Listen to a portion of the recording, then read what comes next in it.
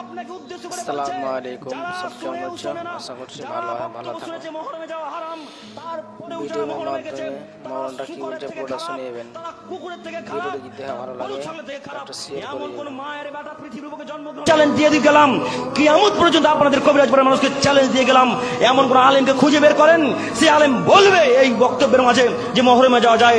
যদি বলে দিতে পারে, সেদিন থেকে তারা আমি সারা জীবন গোলামি করব, সেদিন থেকে সারা জীবন তার গোলামি করব, সেদিন থেকে সারা জীবন তার গোলামি করব।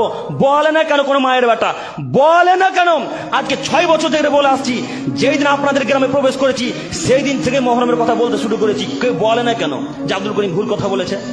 বলে না কেন? বুকে ক্ষমতা লাগবে বলতে গেলে, হাদিস লাগবে, প্রমাণ লাগবে, তারপরে বলতে হবে।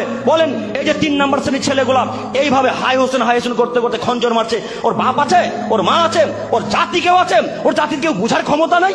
আল্লাহ নবী বলছেন, লাইসা মিন্না মান জারাবাল খুদুদা ওয়া সাক্কাল জুয়ুবা ওয়া দাওয়াবি দাওয়াল জাহিলিয়াতিল উলা। হে আদমের ছেলে মেয়ে, তোমাদের মধ্যে যারা শোকে খঞ্জর মারে, তোমাদের মধ্যে যারা শোকে বুকের কাপড়কে ছিঁড়ে ফেলে দেয়, তোমাদের মধ্যে যারা শোকে মৃত্যুতে মুখকে আঁচড়ে দেয়, বুককে আঁচড়ে ফেলে দেয়, তারা আমার দলের অন্তর্ভুক্ত নয়। হাদিস বুখারী মুসলিম।